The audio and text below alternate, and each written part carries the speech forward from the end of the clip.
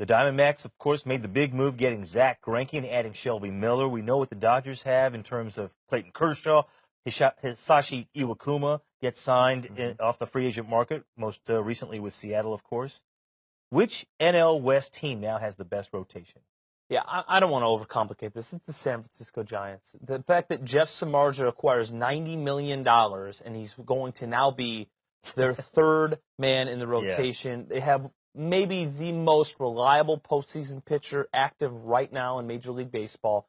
And now you have Johnny Cueto. I'm telling you, $130 million over 6, I think it's sort of a bargain. Since in the last 6 years, he has the second best ERA in Major League Baseball, better than Price, better than Greinke. And you get him for $130. I think it's going to bode well. Obviously, no one's questioning their GM, Bochy or Righetti. Their starting rotation. You can't dismiss having the best pitching coach in baseball as well.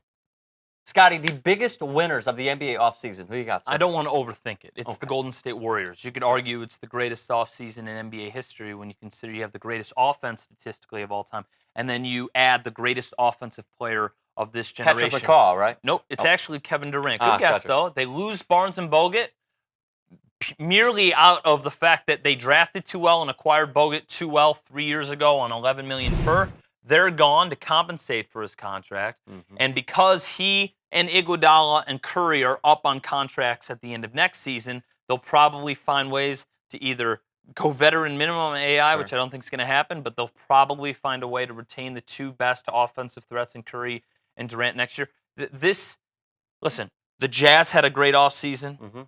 The Pacers had a great offseason. Pretty good, yeah. Okay? I would say so, definitely. But they're not even in the stratosphere. This is historically perhaps the greatest offseason. I agree with your pick at the Golden State Warriors. A team that I really like the makeup of now, because they were missing that one piece, is the Minnesota Timberwolves. No, it's not Chris Dunn. I do like that draft pick. It is Tom Thibodeau, bringing him in. And we see the others that they brought, drafting Chris Dunn, Brandon Rush, fine, coming off the bench, Cole Aldridge, Jordan Hill, coming off the bench, fine. What he is going to do, Tom Thibodeau, this is, to Karl Anthony Towns, to Andrew Wiggins. Are they going to trade Ricky Rubio? Are they going to dump him? It doesn't matter. He's going to get the most out of all these guys day in, day out. Zach LaVine, too. Zach LaVine as well. We don't know what's going to happen with, you could say, LaVine or Ricky Rubio, probably Rubio long-term. But here's what we do know. Long-term, Tom Thibodeau is going to get this team in the playoffs, and they're going to be an incredibly tough out in the playoffs. So the Minnesota Timberwolves, for my liking, losers when it comes to the offseason. Who you got? I'm going to go with the Dallas Mavericks. Now, there's about 5 or 6 teams that really stand out. But because you had bloated money, you have losers that didn't get who they wanted, and then you have also teams that overspent, and one of the guys is their small forward in Harrison Barnes. Now, if you keep that graphic up, all of these guys say bye-bye, team option a year after for their face in Nowitzki, meaning if you see diminished goods, this might be a farewell a la Kobe Bryant season. He's gone. Bogut's contract's up at the end of the year.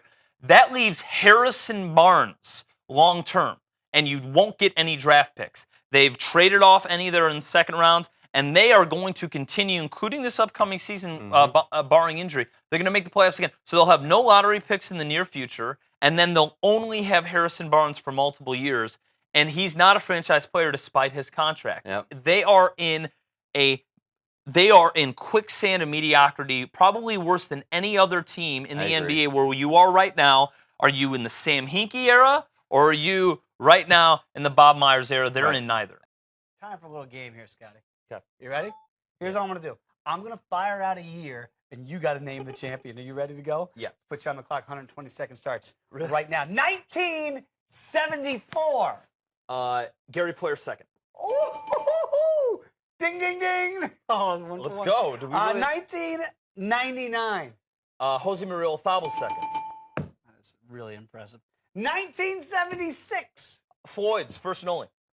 Raymond Floyd, you're really good at this. 2003. Mike Weir. The left-hander. 1941.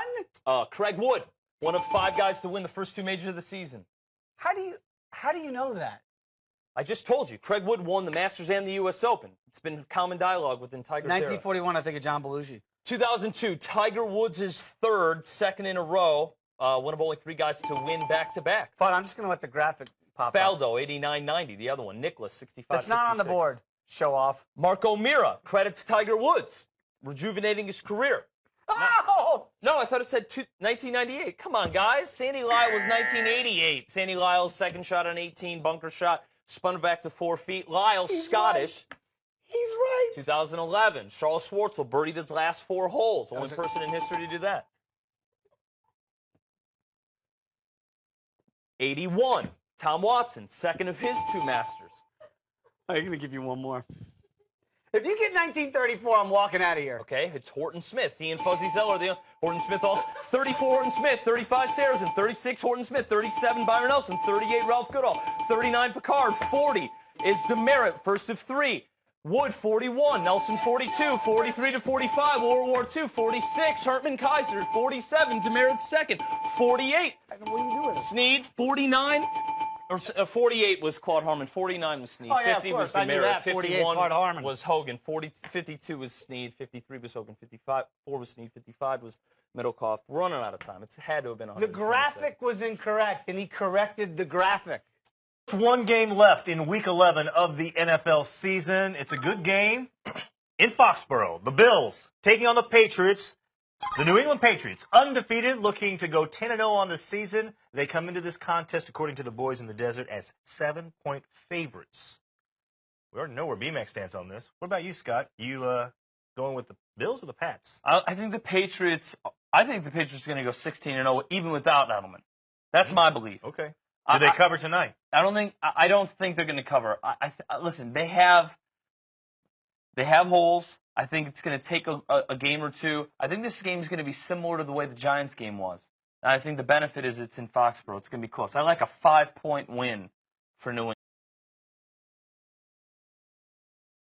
Hi, what's the greatest sport of all time? It's golf. You're welcome. Here are the top 5 golfers of all time. It has the oldest history, so we had a lot to choose from.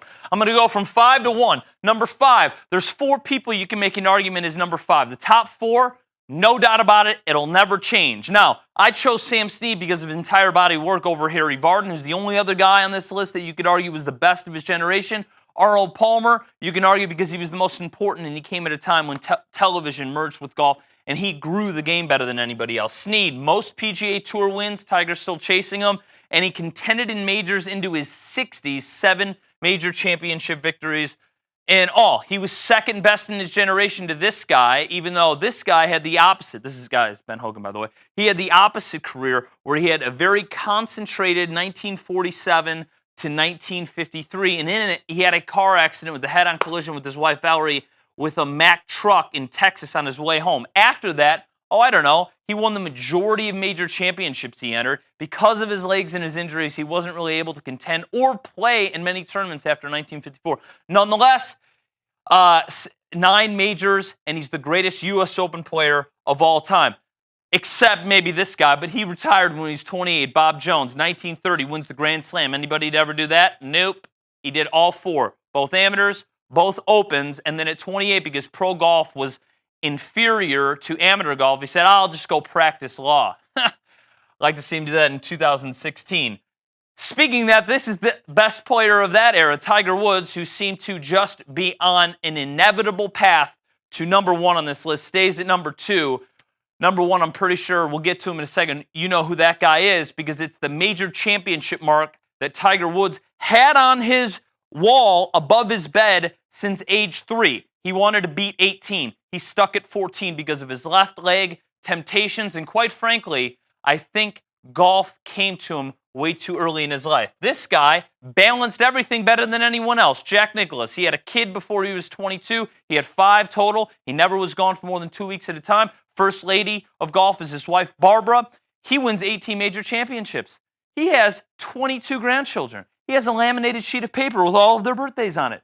This guy did it better than anybody else. Phil Mickelson, maybe number 2. I don't know how he did everything. He's the best interviewer, and he's probably one of the best statesmen, regardless of sport and otherwise, that America has produced in the 20th century. Jack Nicklaus, number 1 in our top 5 golfers of all time.